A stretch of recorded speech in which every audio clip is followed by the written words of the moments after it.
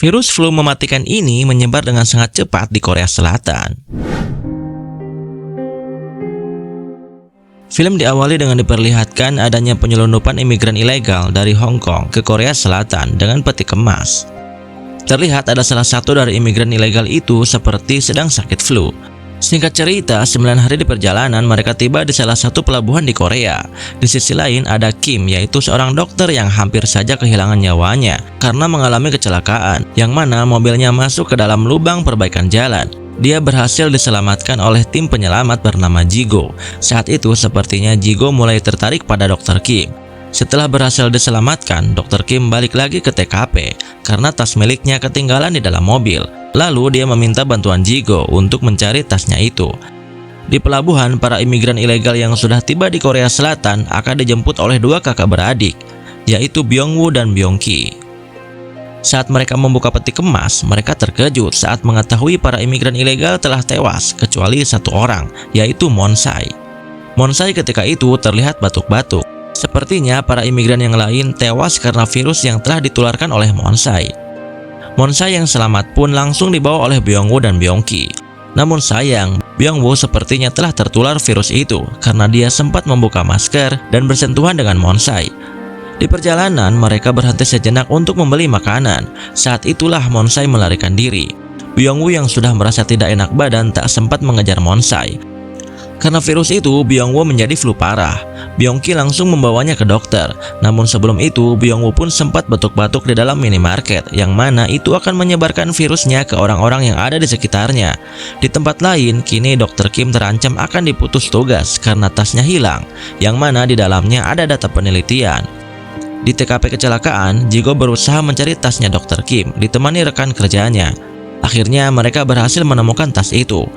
Di dalam tas itu ada kartu identitas Dr. Kim dan juga HP yang sedang berdering. Ternyata anaknya Dr. Kim sedang mencoba menghubungi Dr. Kim. Dia bernama Mire. Setelah itu Jigo pun menemui Mire.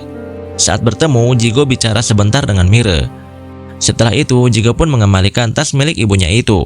Saat akan pulang, Mire pun meminta kartu nama Jigo. Sementara itu di minimarket tadi, orang-orang telah tertular virus dari Byung-woo. Virus itu pun semakin menyebar dengan cepat. Anak kecil yang menularkan ke teman playgroupnya, anak sekolah ke teman-temannya, penumpang bus ke penumpang lainnya. Sehingga penyakit flu pun sangat cepat penyebarannya. Singkat cerita, Dr. Kim pulang ke rumah dan betapa senangnya dia saat melihat tasnya telah kembali. Mira pun bilang ada seseorang yang memberikan tas itu padanya. Tak lama Dr. Kim dikabari bahwa sekarang ada kondisi darurat karena virus flu yang telah menyebar sangat cepat. Dia diminta untuk segera datang ke rumah sakit. Sesampainya di rumah sakit, dia langsung menangani pasien yang terpapar virus itu. Ternyata pasien itu adalah Byung-woo yang sudah sangat kritis keadaannya karena virus flu itu. Para dokter di sana lalu memeriksa barang-barang milik Byung-woo. Lalu mereka menemukan HP yang berisi video keadaan peti kemas saat Byung-woo dan Byung-ki menjemput Monsai. Dr. Kim pun langsung menemui Byung-ki dan menanyakan apa sebenarnya isi dari peti kemas itu.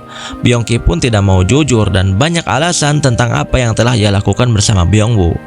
Ia juga terus bersikeras mau menemui adiknya itu, dan terjadilah kekacauan karena keegoisan Byung-ki. Di sisi lain, Mira terlihat sedang mencari kucing sambil membawa makanan dan susu.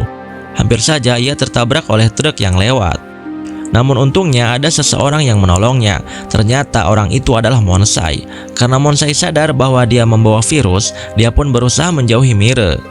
Namun di sini Mire malah terus mengikuti Monsai hingga akhirnya mereka duduk dan mengobrol. Walaupun bahasa mereka berbeda, tapi mereka saling mengerti maksud mereka masing-masing. Karena Monsai terlihat kelaparan, Mira pun langsung memberikan makanan yang tadi ia bawa. Setelah itu, karena Mira anak yang baik, dia menghubungi Jigo agar bisa membantu Monsai. Namun saat Mira dan Jigo kembali, Monsai sudah tidak ada. Di sisi lain, para dokter sedang meneliti virus flu ini. Tanpa diduga, keadaan di rumah sakit tampak semakin kacau karena banyak pasien yang datang akibat tertular virus itu. Di luar juga, virus ini semakin menyebar luas di masyarakat. Sudah banyak sekali orang-orang yang terpapar virus ini.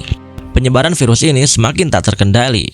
Kembali ke Jigo dan Mire, karena mencari Monsai yang tak juga ditemukan, mereka berdua pun memutuskan untuk makan. Tampaknya Mire sudah terpapar virus itu, karena dia telah berinteraksi dengan Monsai. Tak lama Mira pun tak sadarkan diri. Karena Jigo belum tahu tentang pandemi virus flu ini, dia menganggap bahwa Mira hanya tertidur karena kelelahan. Di sisi lain, para dokter dan para pejabat pemerintah mengadakan konferensi untuk membahas virus ini.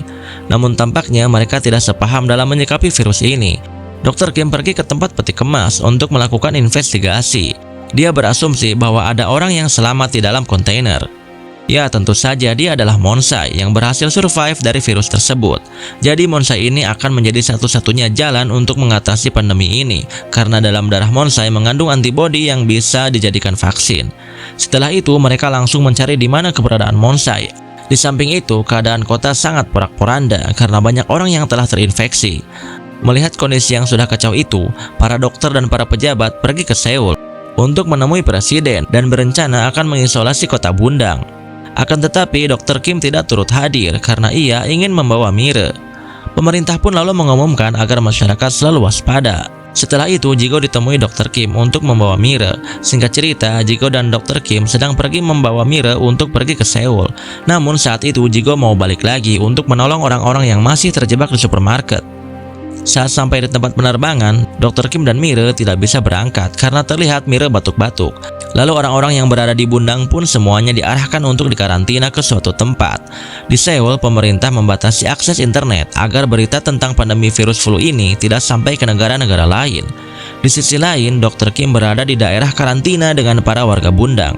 Saat itu ada pengecekan. Dr. Kim yang baru tahu Mira sudah terinfeksi, dia pun berusaha menyembunyikan hal itu. Karena tenda Jigo dan Dr. Kim berdekatan, Jigo menjadi tahu bahwa Mira kini telah terinfeksi virus. Saat ini kondisi di tempat isolasi sudah sangat tak terkendali. Pada kondisi itu, tim medis berhasil menemukan Monsai. Lalu Dr. Kim pun diberitahu atas ditemukannya Monsai. Mira pun lalu dititipkan pada Jigo. Sementara Dr. Kim akan membuat antibodi dengan menggunakan darah Monsai dengan tim paramedis yang lain. Singkat cerita, antibodi itu sudah berhasil dibuat. Setelah itu, Dr. Kim pun langsung membawa Mira ke ruang medis untuk disuntik antibodi yang tadi dibuat.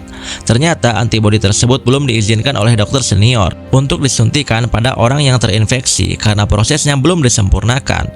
Akan tetapi, karena Dr. Kim tidak punya pilihan lain, dia pun dengan terpaksa menyuntikkan antibodi yang belum sempurna itu. Saat Dr. Kim menyuntikkan antibodi itu pada Mira, para tim medis dan tentara memaksa masuk ke ruangan di mana Mira berada. Namun untung saja sebelum mereka masuk, antibodi itu berhasil disuntikan pada tubuh Mira. Setelah itu, para medis dan tentara pun berhasil membawa Mira ke tempat karantina. Karena Dr. Kim melawan, dia pun dibius sampai pingsan. Jigo yang telah keluar dari tempat karantina, dia melihat para tentara membawa Mira ke suatu tempat. Dia pun langsung mengejar dan mencari Mira. Betapa kagetnya Jigo saat dia mengetahui banyak sekali orang-orang yang terinfeksi akan dibakar massal. Di sisi lain, di ruangan medis, Dr. Kim yang baru tersadar mendengar pernyataan dari dokter senior bahwa sekarang antibodi itu bisa dipakai secara massal pada masyarakat karena telah berhasil melawan virus itu. Lalu Dr. Kim pergi mencari Mira, namun dia tak bisa menemukannya. Kembali ke Jigo, di tempat pemusnahan massal itu dia berusaha mencari Mira.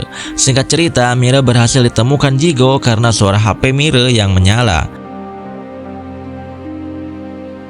Di tempat karantina, para warga di sana panik dan memberontak karena telah mengetahui tempat pemusnahan massal itu. Saat Dr. Kim putus asa karena tidak bisa menemukan Mira, Jigo mengabarkan Dr. Kim bahwa Mira telah bersamanya sekarang. Tak lama, Dr. Kim diminta untuk ikut evakuasi karena sekarang para warga terinfeksi telah berontak. Sayang seribu sayang, Monsai ditusuk warga pada insiden itu. Padahal Monsai adalah satu-satunya harapan untuk melawan virus flu itu. Karena luka yang sangat parah, Monsai pun tidak dapat bertahan lama dan akhirnya tewas. Tanpa darah Monsai, para tim medis akan sangat kesulitan untuk membuat antibodi. Di sisi lain, Dr. Kim dan Jigo tetap berkomunikasi. Jigo memberitahu bahwa keadaan Mira sekarang semakin membaik. Mendengar hal itu, Dr. Kim menjadi sangat senang karena jika Mira berhasil sembuh dari virus itu, artinya Mira bisa menjadi antibodi menggantikan Monsai. Keadaan di luar sudah sangat kacau dan tidak terkendali. Para warga yang dikarantina berbondong-bondong menuju Seoul dan menghadapi pasukan tentara. Sementara di ruangan pemerintahan terjadi perdebatan antara presiden dan para pejabat pemerintahan lainnya. Para pejabat tersebut ingin agar semua warga Bundang ditembak mati saja, agar virus tidak menyebar ke kota Seoul. Sementara sang presiden senantiasa ingin melindungi warganya. Namun para petinggi pemerintah itu tidak peduli dengan perkataan sang presiden. Akhirnya komando diambil alih oleh para pejabat. Dan akhirnya banyak dari warga yang ditembak dan tewas. Saat itu Dr. Kim berlari ke arah Mire. Namun sialnya Dr. Kim malah tertembak tepat di bahunya. Singkat cerita, sang presiden bisa kembali mengambil alih komando. Lalu dia berpesan pada warganya agar tetap tenang. Dan presiden memberitahu bahwa antibodi virus itu telah ditemukan, yang mana para warga semuanya akan selamat dari virus mematikan ini. Dan ternyata darah Mire lah yang akan menjadi sampel pembuatan antibodi menggantikan Monsai. Akhirnya warga pun mau mendengarkan perkataan presiden dan menghentikan pemberontakan. Dr. Kim yang terluka pun langsung ditangani medis, sementara Mire dibawa dengan ambulan untuk diambil sampel darahnya untuk dijadikan antibodi, dan film pun tamat.